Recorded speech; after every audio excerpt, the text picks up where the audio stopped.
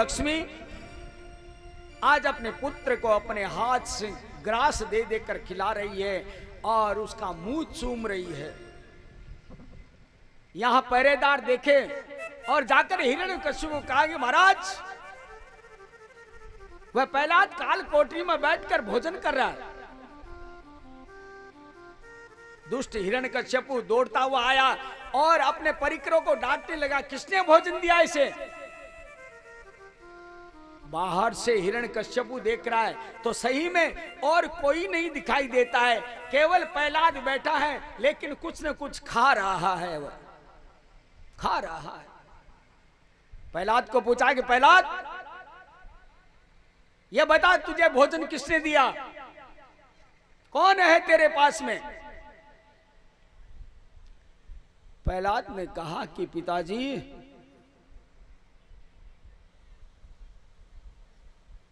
ये काल कोठरी तो बहुत लंबी चौड़ी गहरी है आपकी बनाई हुई।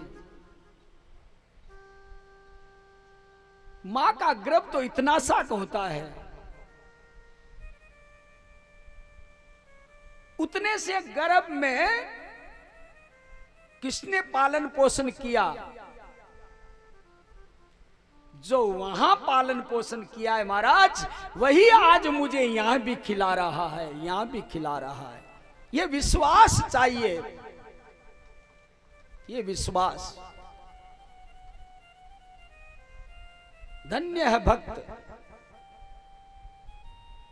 इसीलिए कहता हूं कि भगवान पर भरोसा रखो, विश्वास रखो। कहने में तो कह देते हो हाँ महाराज विश्वास तो है, लेकिन नहीं, विश्वास नहीं है भगवान का अपने पर। कुछ ही क्षण में वह सत्ता वह काम अपने ऊपर ले लेते, अपन भगवान के ऊपर नहीं छोड़ते। बाद में थोड़ी देर में क्या कहते हैं, मैं करियो हूं, अभिमान आ जाता है। यहां गुरुजी आते हैं, वापिस विद्यालय में ले जाते हैं, बोले राजन अब की बार हम समझाते हैं। और प्रहलाद जो ही थोड़ा बहुत समय मिले प्रहलाद को, गुरुजी नहीं रहे तो बच्चों को, अपने मित्रों को शिक्षा देता है प्रहलाद। एक दिन संड और अमृत कहीं बाहर चले गए काम से, और प्रहलाद को कहा कि प्रहलाद हम जा रहे हैं और तू यहां का बड़ा है हिरण्यकश्यप का पुत्र होने के नाते, तो स्कूल का ध्यान रखना। बोला हाँ गुरुजी ठीक है। बोला यहां कीर्तन मत करवाना, तू तेरे अंदर की बातें निकाल निकाल के सबको कीर्तन करवाने लग जा। बोले नहीं महाराज। बोला वचन दे। बोला हाँ वचन देता हूं, आप जाइए आराम से बाजार करके आइए, चिंता छोड़ दी, मैं पढ़ाई कराऊंगा इन बच्चों। इधर जो ही गुरुजी चले जाते हैं, प्रहलाद जी को मौका मिला। प्रहलाद जी ने मित्रों को कहा आओ मित्रों क्या करें?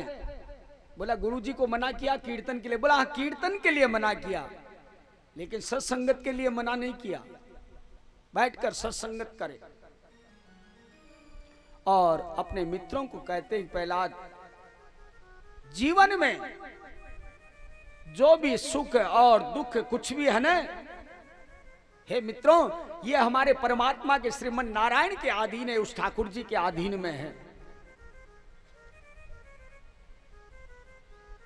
न तो कोई हिरण्यकश्यप दुख दे सकता है और न कोई ही महात्मा को सुख दे सकता है, कोई नहीं दे सकता। ये सुख दुख जितने भी अपने अपने कर्मों के प्रभाव से प्रारब्ध के कारण मिलता है ये सब।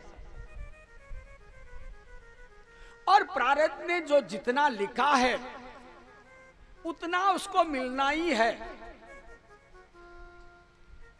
आपके किस्मत में यदि नहीं लिखा ना, आप लाख कोशिश चाहोगे लेकिन जिंदगी में कभी भी वह पूर्ति नहीं होगी, नहीं होगी। सखा कहते हैं कि प्रहलाद आप कहते हो कि भजन करो, भगवान की माला जपो, तो ये तो हमने सुना है कि ये बुढ़ापे का काम है, ये बुढ़ापे में करना चाहिए।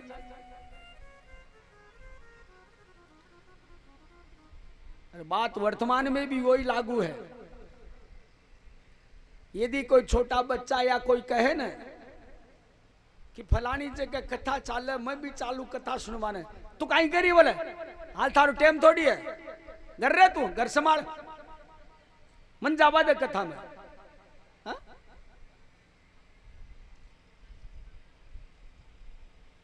अरे भगवान के भजन का कोई समय नहीं है, कोई समय नहीं है।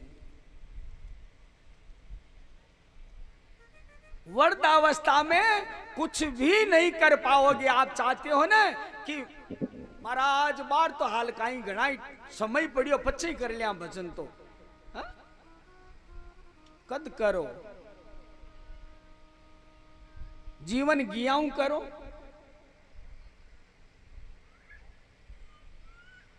अरे 50-55 साल के बाद में की भी कौन कर सको। हाँ एक काम करो, खंकार करशो थू को जरूर घर में, और कुछ कौन करो।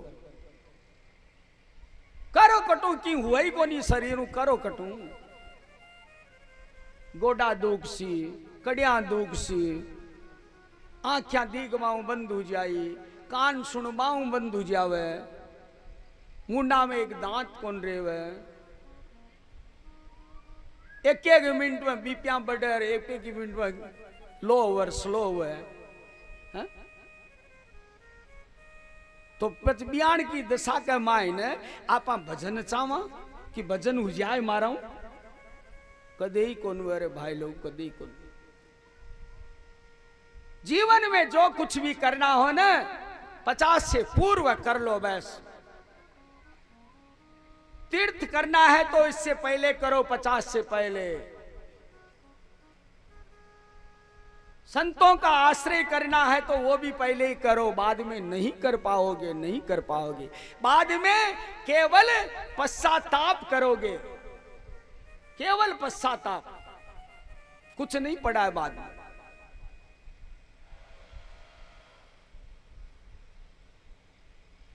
बच्चे कुछ भी अच्छा कर्म करते हैं रोको मत उन्हें। मंदिर देवरा जाते हैं जाने दो, ले जाओ। अपन हम खुद सुने हैं लोगों के मुंह से, बच्चा मंदिर जाता है, बाप उसके मार कर वापस बोला रे हाल मंदिर जाओ, थारो काम थोड़ी हटे रहे तू। कब जाएगा वह? अच्छी शिक्षा दे। और शिक्षा भी कौन देता है? बाप के हाथ में नहीं है शिक्षा देना। शिक्षा देना पिता के हाथ में नहीं है। यदि शिक्षा देना है और बच्चे को यदि कोई संत मंत या योद्धा बनाना है तो वह अपनी मां के हाथ में है, मां के हाथ में। बच्चे का भविष्य मां के हाथ में है। मां चाहती है तो बच्चे को सुधार सकती है और मां ही बच्चे को बिगाड़ती है। मां की भूमिका ज्यादा है।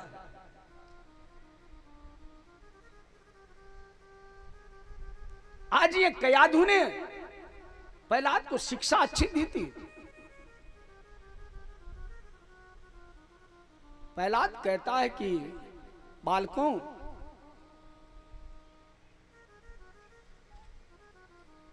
आप कहते हो कि बुढ़ापे का काम है। अरे मैं कहता हूं बुढ़ापा कब तक है भाई? भजन कब, या आपकी उम्र कब तक है? प्रहलाद के मित्र कहते हैं कि प्रहलाद अभी तो 100 वर्ष तक जिएंगे। बोला 100 वर्ष तक? बोला हाँ। बोला कोई आइडेंटिटी कार्ड है कि 100 वर्ष तक पक्को रेणु ही है? बोला वो तो को नहीं। तब कैसे कह दिए कि हम 100 वर्ष जिएंगे?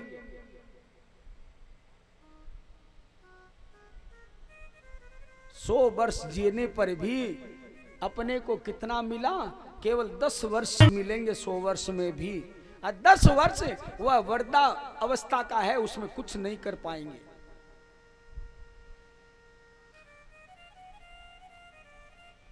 अभी से जिंदगी जब तक रहेगी, फुर्सत न होगी काम से,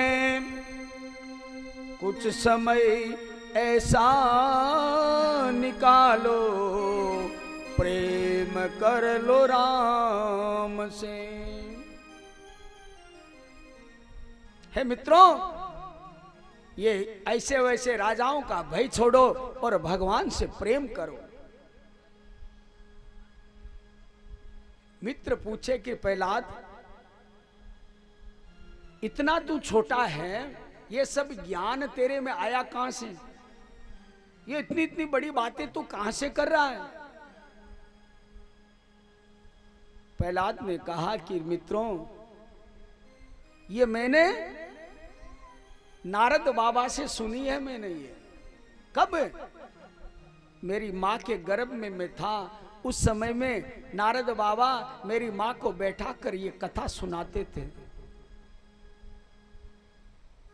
और आजकल माताएं गर्भ धारण करने के बाद में क्या करती है? टीवी देखती है, दिन भर टीवी। क्यों? एक तो ऐसे ही डॉक्टर मिल गए तो क्या कहेंगे, बोले आज के बाद में बिल्कुल हिलना डुलना मत, काम मत करना। ऐसा भ्रम में डाल देते हैं कि काम मत करना, बैठी रहना। तो महारानी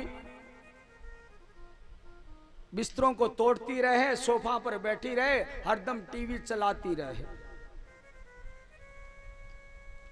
टीवी में अच्छी चीजें भी आती है, गंदी चीजें भी आती है। तो अच्छी चीजों को लोग भाग कम पकड़ते हैं, लेकिन गंदी चीज को जल्दी पकड़ में आती है। जो गर्भस्थ शिशु है वो उस चीज को पहले पकड़ता है।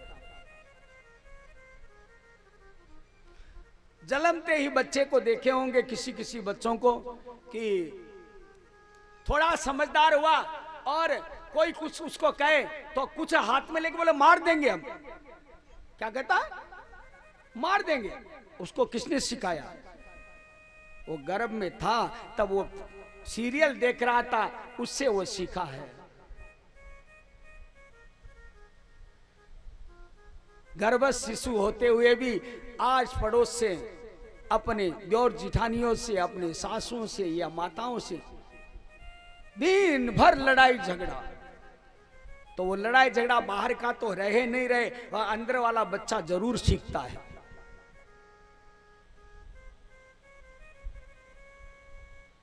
अच्छी अच्छी पुस्तकें पढ़ो उस समय में, भगवान की कथाएं सुनो, भगवान की कथाओं को सुनो।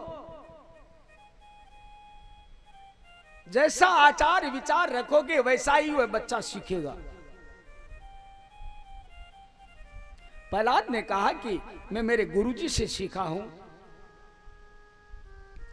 प्रहलाद कहता है, मित्रों, ये दुष्ट प्रवृत्तियों को छोड़ दो और निर्भय हो जाओ।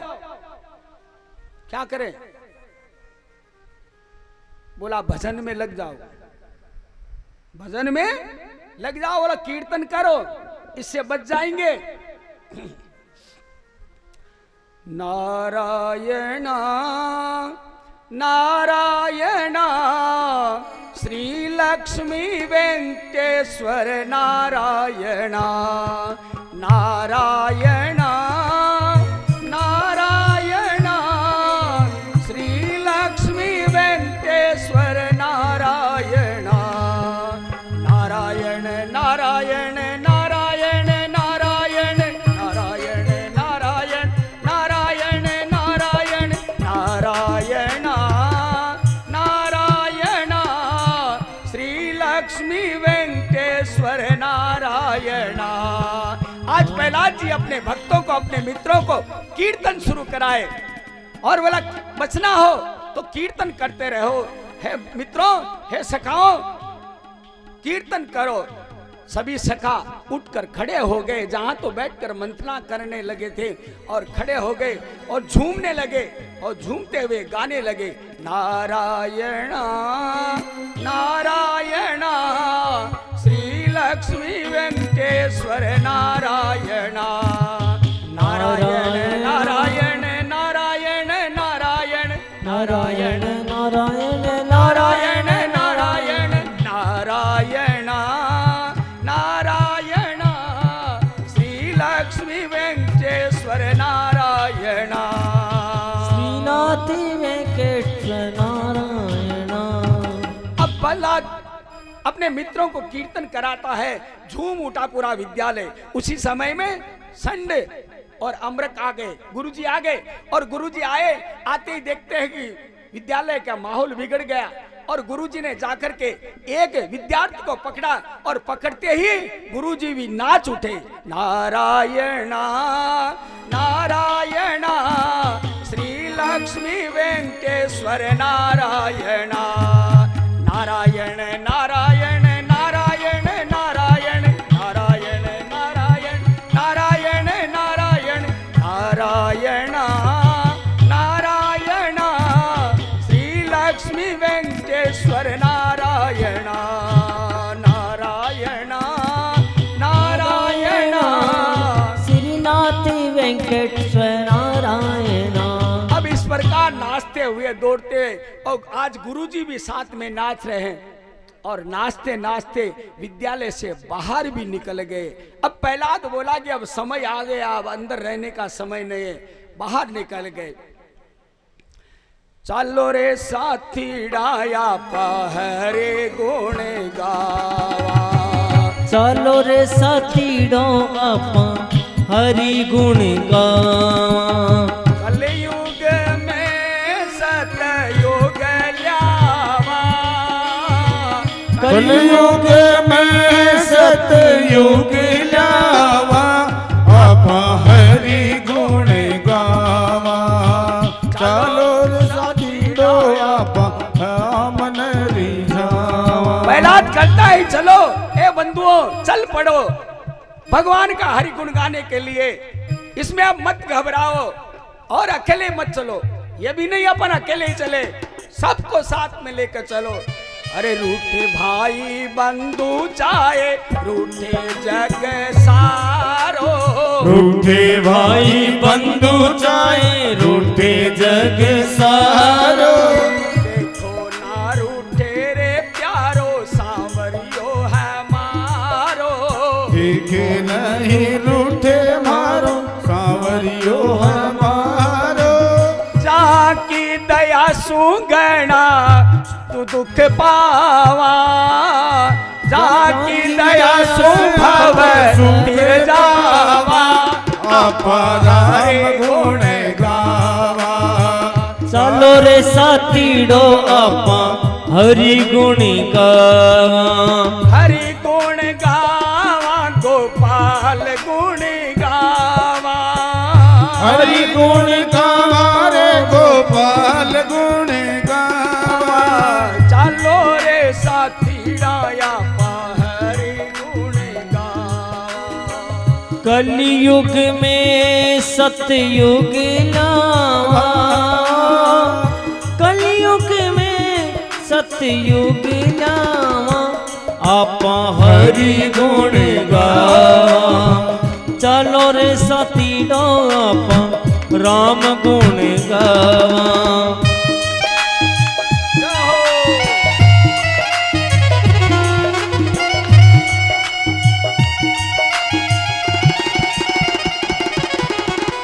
आलसी पड़ोसी ने संग लेता चलो जी, आड़ोसी पाड़ोसी ने भी संग लेकर चला।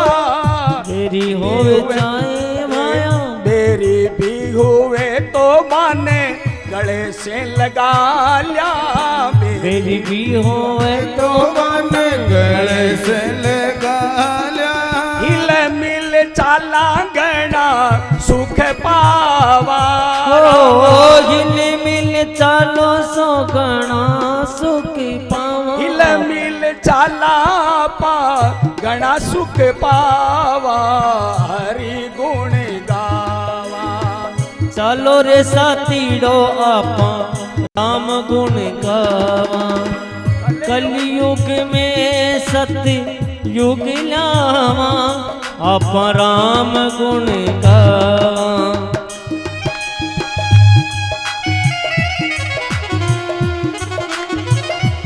भगवान के भजन के लिए निकलते हो ना, भगवान के किसी भी मार्ग को पकड़ते हो तो पीछे में कई चीजें समस्याएं परेशान करती है आपको, कई प्रकार की। राजा भरित्री को भी किया था। और वैसे ही ये जितनी व्यवस्थाएं कर रखी है ना, दुनिया भर के महल मालिये बना बना कर रख दिए हैं। किसके लिए? भूकंप के लिए। भूकंप आएगा, गिरेंगे ना, और दुनिया भर के साम्राज्य फैला कर रखा है। लेकिन ये सब क्या है? ये भजन में बाधा है, बाधा। भजन करने वाले को कुछ नहीं चाहिए, कुटिया चाहिए, बस पर्याप्त है। गली रे गली में नींदड़ली फिरली आडी करे लो बिगाड़ो, नींदड़ली फिरली आडी करेली बिगाड़ो। सारा सु कहेला मारे पाछा थे पदारो, सारा सु कहेला मारे पाछा थे पदारो। पाछा फिरिया सूंघना दुख पावा, पाछा फिरिया सूंघना दुख पावा। आपा राम नरी जावा, चलो साथीड़ो आपा हरि गुण गावा। कलयुग में सतयुग लावा, कलयुग में सतयुग लावा आपा हरि गुण गावा। चलो रे साथीड़ो आपा राम गुण गावा।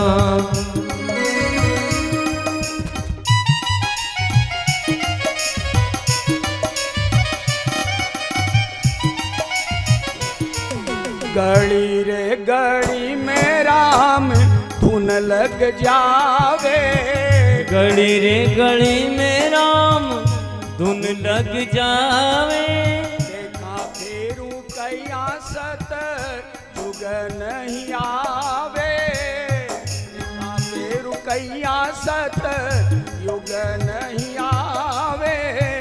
भंवर जगत में ना फिर आवा, भंवर जगत में ना फिर आवा आपा हरि गुण गावा। चलो रे साथीड़ो आपा हरि गुण गावा।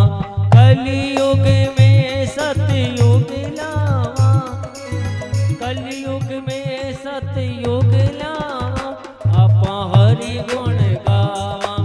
चलो रे साथीड़ो आपा हरि गुण गावा। इस प्रकार प्रहलाद जी कीर्तन करते हुए पूरे गांव में निकल पड़े, और चाहे नगर में निकले और चारों तरफ से घर में जो ही घरों में आवाज सुनी सब निकल गए। आज प्रहलाद की मेजोरिटी फुल बढ़ गई, फुल पार्लियामेंट, कोई गिराने वाला नहीं उसे।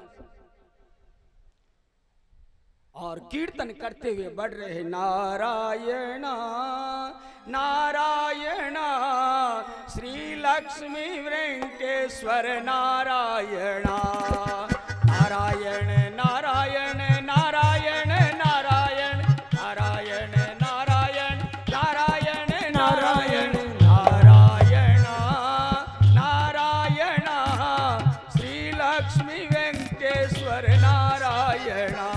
जो ही हिरण्यकश्यप को खाने में पड़ा, बोला कि ये कहां हो रहा मेरे दुष्ट का कीर्तन।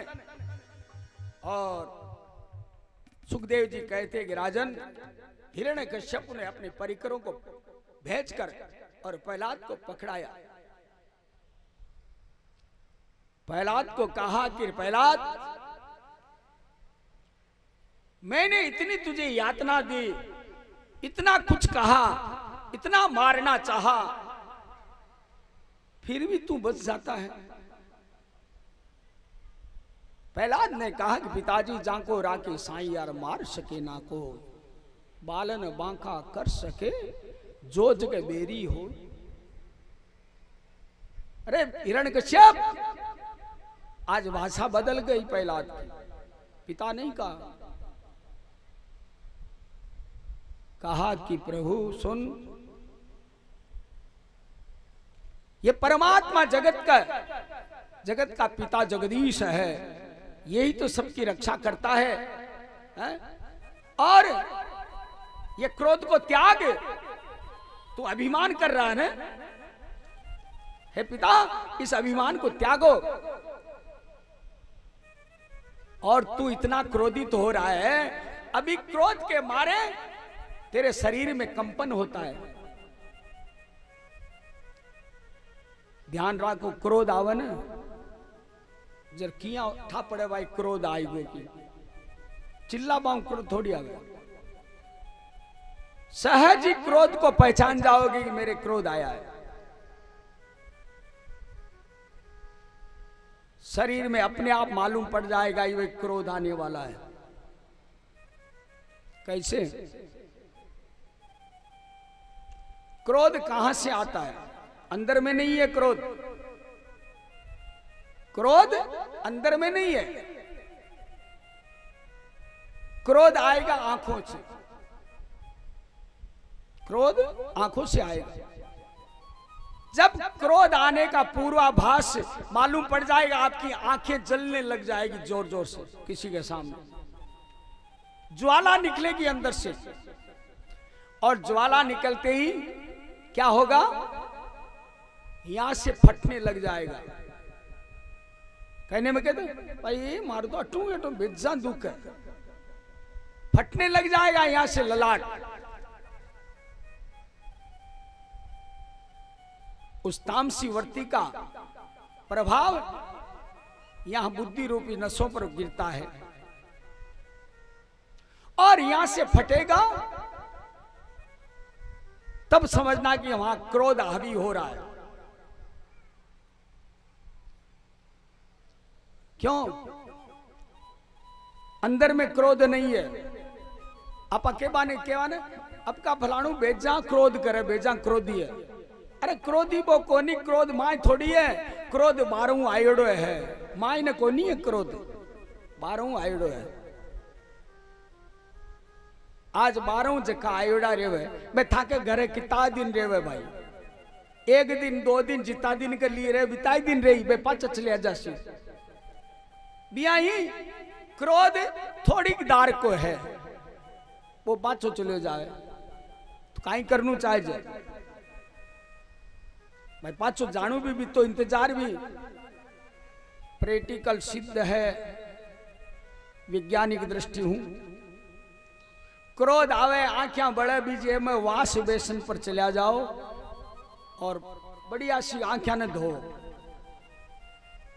छाप क्या दे दे आंख न धो, और फिर पूछो मती पानी ने, और फिर भी दर्पण में माय ने आपकी दृष्टि भी चेहरा पर देखो। 5 मिनट में था क्रोध शांत हो जाए। लेकिन करबो कौन चावा? सामने जो भी खड़ो है, चाहे श्रीमान जी खड़ा है, चाहे सासू जी खड़ा है, चाहे कोई भी खड़ा है, तने रेशो खड़ा क्यों, मैं क्या जाऊं? हट जाओ वहां से। और तीसरी बात, जिसको क्रोध आएगा ना वो शरीर को संभाल नहीं पाएगा। कांपा धुजवा लागे शरीर भी को, मुंडा मुंह थूक निकलवा लागे। ये क्रोध की परिभाषा है। आज प्रहलाद कहता है पिताजी बोले अपने को संभालो, आप दूसरे को क्या संभालोगे? खुद का ठिकाना नहीं शरीर का, शरीर में कंपन हो रही है आपके। आप मुझे क्या मारोगे? अपने अंदर वाला क्रोध को मारो, उसको मारो। क्रोधात् भवति संबोह, संबोहात्म स्मृति विभ्रमः, स्मृतिरभ्रंसाद बुद्धिनाशः, बुद्धिनाशात् प्रणश्यति। क्रोध आने से बुद्धि बिगड़ती है, और बुद्धि बिगड़ने से उसके कर्म भी बिगड़ जाते हैं। उतने में हिरण्यकश्यप ने कहा, दुष्ट बालक, मैं देखूं तेरे भगवान है कहां, तेरे भगवान है कहां। प्रहलाद जी बोले, पिताजी ये पूछिए कि भगवान कहां नहीं है। आप ये पूछिए भगवान कहां नहीं है। भगवान कहां रहते हैं ये पूछिए। भगवान कन कन में है, भगवान सर्वत्र है, सर्वव्यापक है पिताजी। और वह परमात्मा आप में भी है, मेरे में भी है।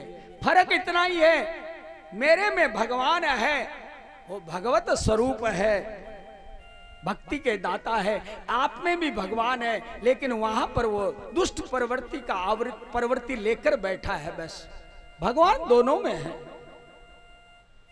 दोनों में।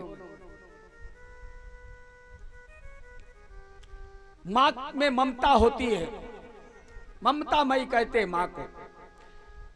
बच्चे के इतना भी कुछ हो जाए, गिर जाए या कहीं कांटा चुभ जाए तो मां का कलेजा फट जाता है उस बच्चे के दर्द को देखकर, पीड़ा को देखकर। और वही मां जब बच्चे के किसी प्रकार की लग गई हो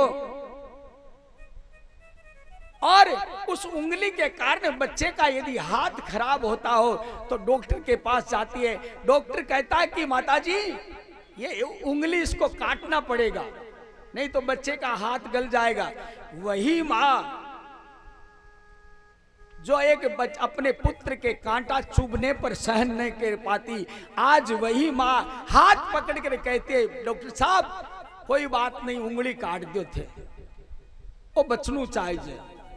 वहां पर मां को कठोर बनना पड़ता है। वही स्थिति परमात्मा की है। परमात्मा सर्वत्र सब में है, लेकिन जो जैसा कर्म करता है उसके प्रकार वह भाव रखते हैं भगवान। क्वासो यदि स सर्वत्र कस्मास्तंभये न दृश्यते। हिरण्यकश्यप क्या कह रहा है? बोला ए सुनो, तू कह रहा है सर्वत्र सब जगह। बोला हाँ। बोला ये तलवार में है? बोले हाँ पिताजी है। इस खंबे में है? बोला है। और जो ही कहा मैं देखता हूं, देख कहा है। और जो ही तलवार का वार किया खंबे में, वार करते ही भयंकर विस्फोट हुआ, हाहाकार मच गया। हाहाकार मचते ही अंदर से भगवान हिरण्यकश्यप, जो आधा शरीर मानव का और मुख था सिंह का, दहाड़ लगाई जोर से हिरण्यकश्यप के ऊपर में झटपटने के लिए। घबरा गया हिरण्यकश्यप, हाहाकार करने लगा। कौन थे वह? और भगवान साक्षात श्रीमन नारायण। बोलिए नरसिंह अवतार की जय हो। नरसिंह जो आधा शरीर सिंह का और आधा शरीर मानव का, नरसिंह भगवान बनकर आए और झपट कर प्रहलाद के पास में जो हिरण्यकश्यप खड़ा था तलवार लिए हुए, और भगवान ने झपटा उसे और युद्ध शुरू कर दिया। युद्ध शुरू किया। भगवान का प्रागट्य कब हुआ? दिन के 12 बजे। दिन के 12 बजे हुआ। भगवान लड़ते रहे, खूब लड़े हिरण्यकश्यप से, युद्ध किया। कब तक? सायंकाल समय हो गया और देवताओं ने आकाश वाणी के द्वारा भगवान को कहा कि प्रभु सूर्य अस्त होने वाला है और सूर्य अस्त होने के बाद में ये राक्षस लोगों का, दैत्यों का बल बढ़ जाएगा, तो हे प्रभु आप जल्दी करो। भगवान कहते सुनो, ब्रह्मा की तरफ आंख कर करके भगवान ने कहा, बोला क्यों? पहले तो शर्म नहीं आई तुझे आशीर्वाद देते समय में, और अब तुझे डर लग रहा है इसका? हा? पहले तो आशीर्वाद दिया तू और अब डर रहा तू। और तुरंत भगवान ने क्या किया, लड़ते लड़ते हिरण्यकश्यप को पकड़ा और पकड़कर और घसीट कर ले आए। कहां पर? देहली पर। देहली पर ले आए और लाकर कहां पटका? अपनी गोद में। घबरा गया हिरण्यकश्यप, बोली नहीं आ रही है हिरण्यकश्यप को, आवाज नहीं निकल रही। और भगवान कहे कि हिरण्यकश्यप तू कहता कि मैं मरने वाला नहीं। बोला हाँ नहीं मरूंगा मैं, मुझे वरदान है। क्या वरदान है? बोले महाराज मैं न तो ऊपर मरूं न नीचे मरूं। बोला देख है कहां तू है कहां?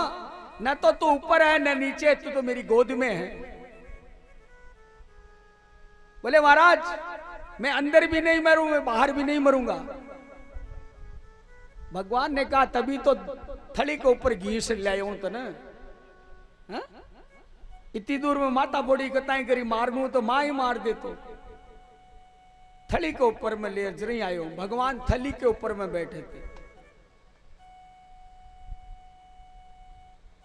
और बोले महाराज मैं अस्त्रों को न मरूं, शस्त्रों को न मरूं, और वरदान है मन।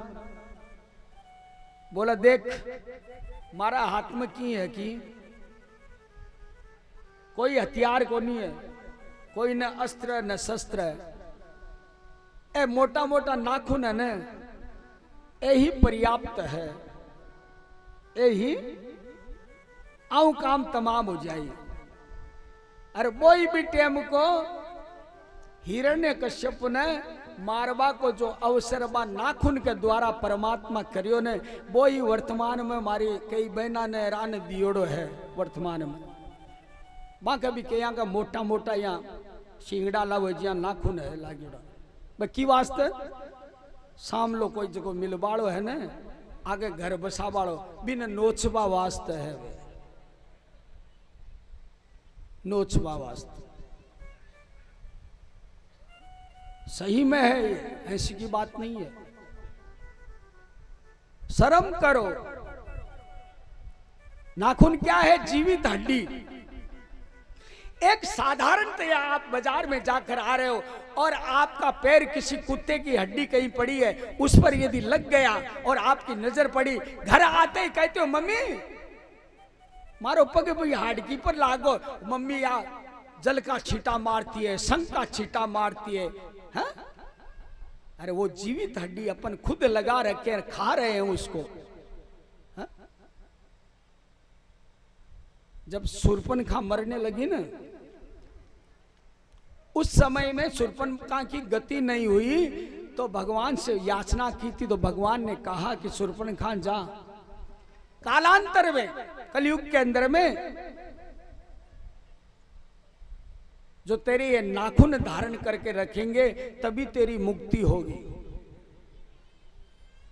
ये नाखून इसी काम आते हैं। भगवान ने कहा ये नाखून लेकर मैं इसीलिए आया हूं, क्यों? तेरा हृदय चीर कर विदीर्ण कर दूंगा मैं। भगवान ने कहा कि बोल। बोले महाराज मैं दिन में भी नहीं मरूं, रात में भी नहीं मरूं, वरदान है मुझे। बोला अभी कौन सा समय है? संध्या काल। आधा सूर्य अंदर डूबा हुआ और आधा बाहर निकला हुआ है, न रात है न दिन है। वह कहा कि महाराज मुझे एक वरदान और भी है, मैं मानव से भी नहीं मरूं, दानव से भी नहीं मरूं। यह भी है महाराज। कैसे मारोगे आप? बोला देख मेरा शरीर देख, मैं मनुष्य हूं क्या? मैं जानवर हूं? दोनों ही नहीं हूं मैं। आधा आधा शरीर नरसिंह, इसीलिए आधा रूप लेकर आया हूं। तो महाराज ब्रह्मा जी का ये भी वरदान है कि ब्रह्मा के द्वारा जो सृष्टि बनाई गई है उस सृष्टि का किसी से नहीं मरूं मैं। भगवान कहते हाँ तभी तो मैं आया हूं ना। ब्रह्मा सृष्टि बनाता है लेकिन ब्रह्मा के द्वारा, ब्रह्मा मेरे द्वारा संचालित होता है। ब्रह्मा को मैंने बनाया, ब्रह्मा मुझे नहीं बनाया। अब हिरण्यकश्यप कांपने लगा, तड़पने लगा।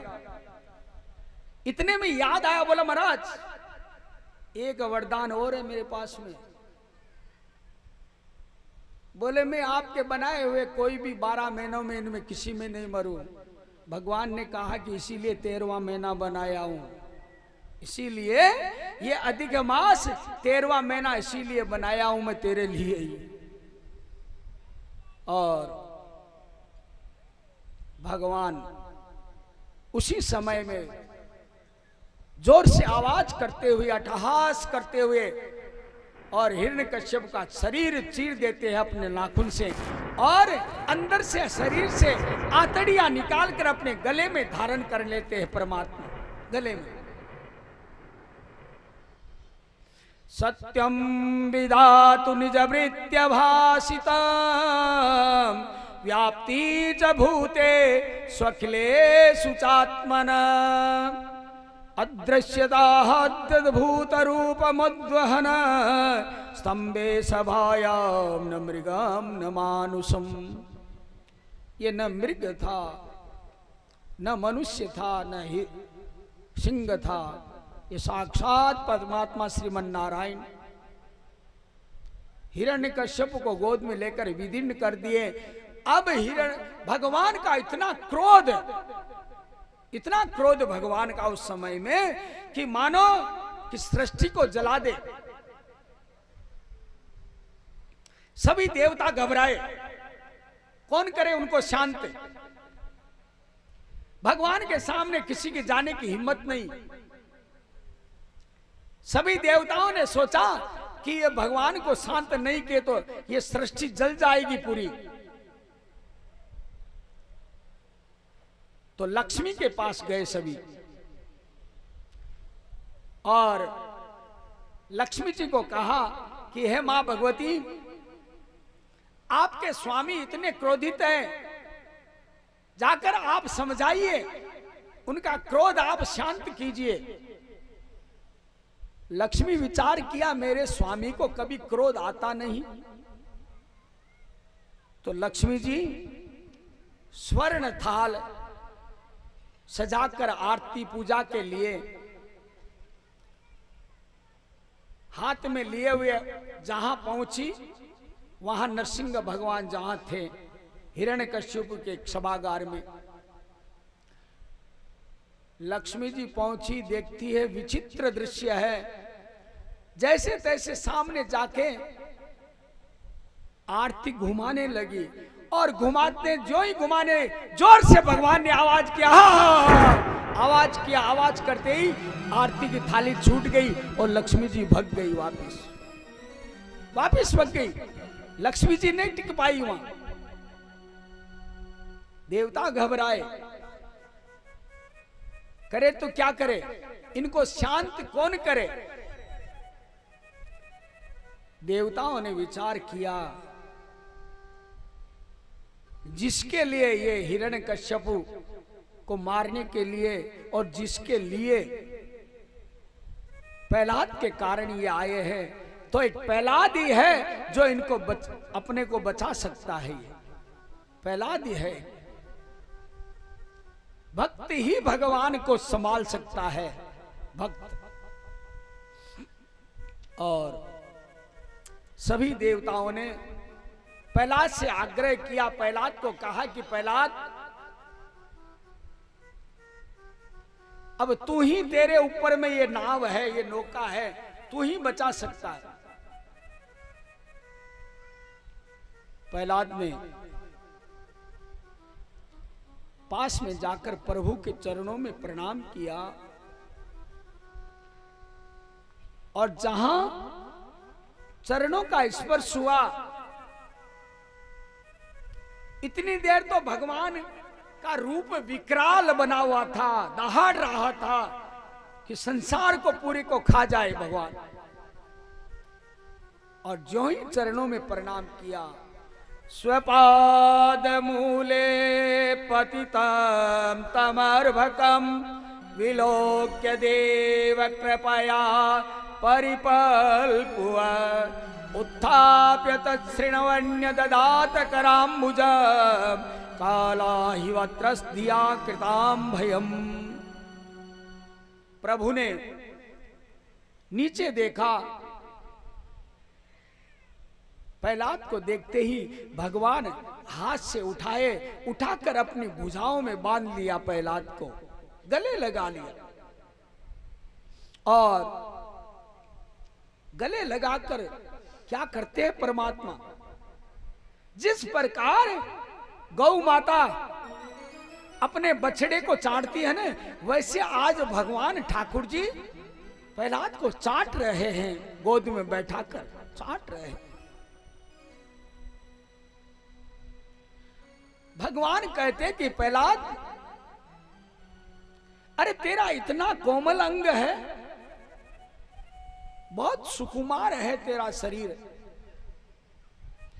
और मैं ये चाटता हूं ना तो मुझे डर लगता है कि कहीं तेरी चमड़ी नहीं उधड़ जाए।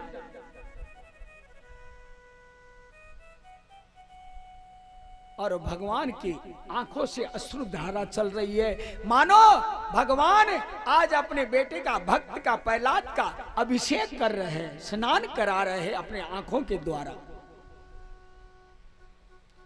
ऐसा सुकुमार शरीर तेरा, और ये दुष्ट राक्षस दैत्य, इसने इतना अत्याचार किया, नाना प्रकार की तुझे पीड़ा दी। जीवन में ऐसी घटना मैंने कभी नहीं देखी। आज भगवान कहते हैं कि जिसने भी मेरा नाम लिया है, जो मेरा भजन किया है, और उस भजन के प्रताप से किसी को कष्ट मिला हो, इतना आज तक पहले नहीं देखा मैंने। भगवान प्रहलाद को कहते हैं कि प्रहलाद, तेरी रक्षा करने के लिए मुझे बहुत देरी हुई रे, बहुत देरी किया, मैं बहुत देरी किया, और ये मेरी देरी के कारण ही तुझे कष्ट उठाना पड़ा, मेरे देरी के कारण ही ये आतताई दैत्य ने तुझे कष्ट दिया। देखिए क्या भगवतता है।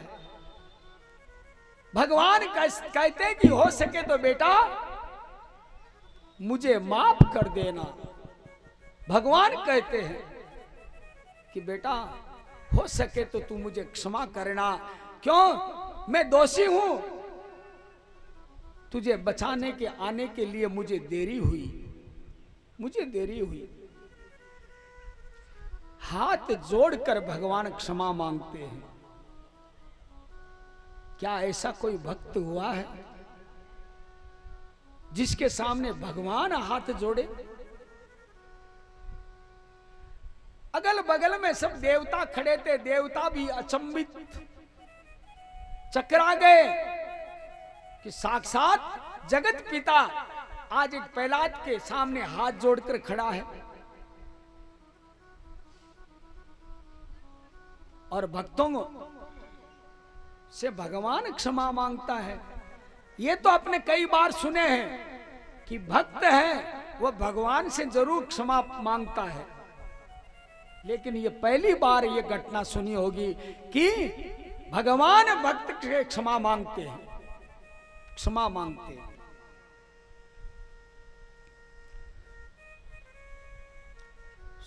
बोलिए श्रीमन्नारायण भगवान की जय हो। सभी माताओं से मेरा निवेदन कि थोड़े थोड़े आगे खिसक जाइए, जितना खिसक सको।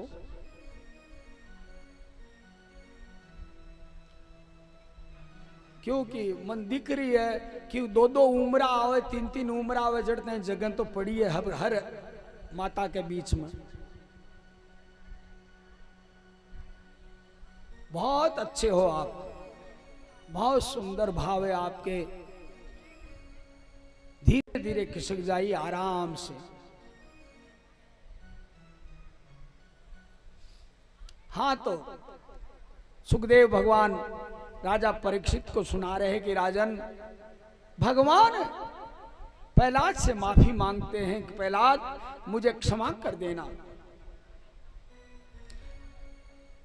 इतनी दीनता, इतना दिव्य करुणा देखकर और प्रहलाद से भी रहा नहीं गया, प्रहलाद रोने लग गया। आज भगवान जिसको हाथ जोड़कर खड़ा हो और भगवान जिससे माफी मांगे और भगवान की अश्रु धारा, आंखों की धारा रुक नहीं रही है, प्रहलाद से ये देखा नहीं गया। आज प्रहलाद भी रो रहा है। आज प्रभु और भक्त दोनों रो रहे हैं और दोनों गले में हाथ डालकर एक को देखकर एक रो रहा है। और प्रहलाद जी ने भगवान की स्तुति की। ब्रह्मादय सुरगणा मुनयोत सिद्धः सत्वे कतानमतयो वचसां प्रवाहे नाराधितों पुरुष गुणेरधुनापि विप्रो किं तोष्टुमर्हति समे हरिरुग्र जाते। प्रहलाद जी महाराज 42 श्लोकों में भगवान श्रीमन नारायण नरसिंह भगवान की स्तुति किए। प्रहलाद कहते हैं, प्रभु बड़े बड़े देव गंधर्व आपको प्रसन्न नहीं कर सके, प्रभु बड़े बड़े असुर आपसे पराजित हुए, देवता भी आपके गुणगान गाने में असमर्थ है और मेरा जैसा उदंड असुर जाति में जो मैं पैदा हुआ हूं भगवान, मैं रजोगुनी हूं, मैं आपको कैसे प्रसन्न करूं भगवान। मेरे पास में ऐसी कोई स्तुति नहीं है, ऐसी कोई मेरे पास में भक्ति नहीं है, श्रद्धा नहीं है जो कि मैं आपको प्रसन्न कर सकूं भगवान। तो भी जो भी मेरे पास में भगवान टूटे फूटे शब्द है उससे मैं स्तुति कर रहा हूं, उससे प्रार्थना कर रहा हूं। एक मंदिर में एक अबोध बालक गया दर्शन करने। सभी दर्शन कर रहे थे दर्शनार्थी, तो अपने अपने भाव के अनुसार जितना जितना जैसा जैसा सीखा है वैसे वैसे वो भगवान की स्तुति प्रार्थना करते, मंदिर में हाथ जोड़कर करते हो ना, हे ठाकुर जी महाराज ऐसे आपके गुणगान है, वो है, ये है, अपने अपने हिसाब से। वो अबोध बच्चा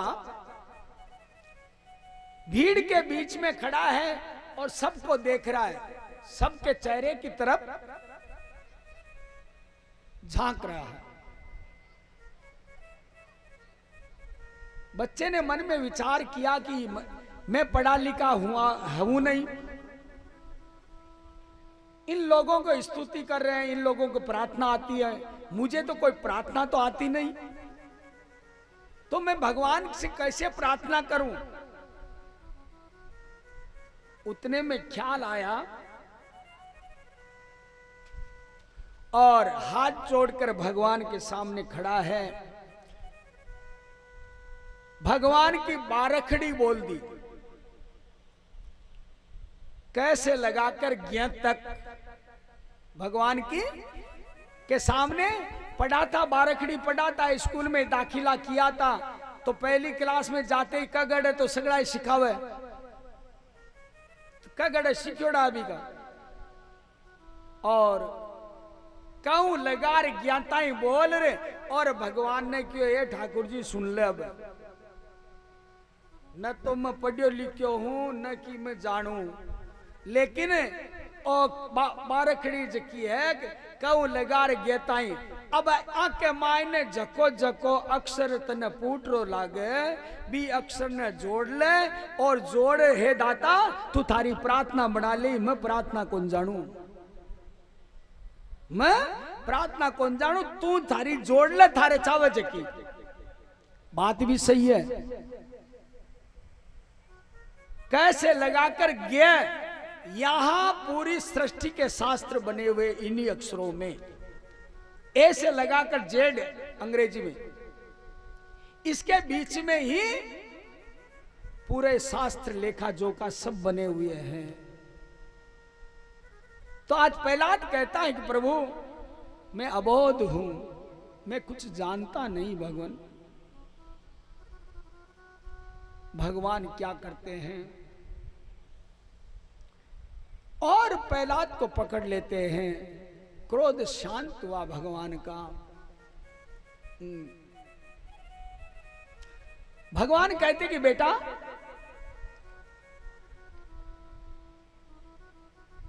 इस स्वरूप तन डर कौन लागियो, दुनिया और मारो रूप देख डरी है, अरे दुनिया ही नहीं इतनी तकाइत बा लक्ष्मी भी है न, बा भी डर भाग्य माला रूप न देकर, तने डर कौन लागियो। प्रतिमुखस्य यथा मुखश्री, प्रहलाद जी कहीं के कि महाराज सुनो जी, हाँ शीशा के मायने, कांच के मायने आपको कोई चेहरो देखे तो भी आप चेहरा प्रतिबिंब कोई न डर लागे कि कोई डरियो कि म्यू भाई, शीशा का मायने था को सुगड़ा को चौकटो देखो थे, और वो सामने दिखे भी कोई डरे कि आदमी, शायद ही डरे कोई, कौन डरे न। बोले महाराज थे भयंकर हूं, भयंकर कितना ही भयंकर थे बन जाओ महाराज, मैं बिल्कुल डरवाड़ो को नहीं, डरे तो कौन, वो डरे जको कोई अलग हुए, कोई हूं मैं अलग तो हूं, कोई मैं थामू ही हूं, था कोई हूं मैं, मन डर को लगे भाई। जंगल में सिंह दहाड़ करे, सिंह दहाड़ करे जोरदार, तो जब टाइम आवाज जावे तो जंगल में जितना भी रेवे जानवर,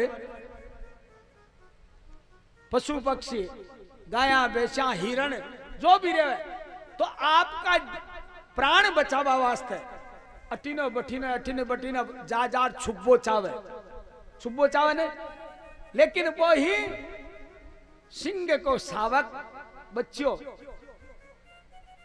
भी सिंह का ऊपर में दहाड़ करबो करे, कहीं ई पीठ पर चढ़ियो, कहीं गर्दन पर चढ़ियो, कहीं वो डर तो कौन भागे।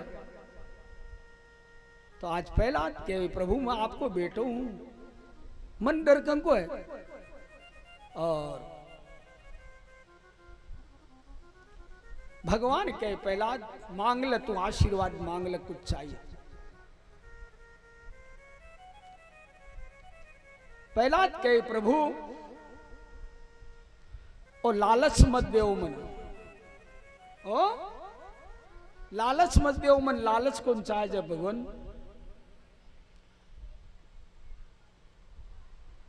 भगवान और भक्त के बीच में आ मांगवा की चीज को नहीं है। आपा कहीं करा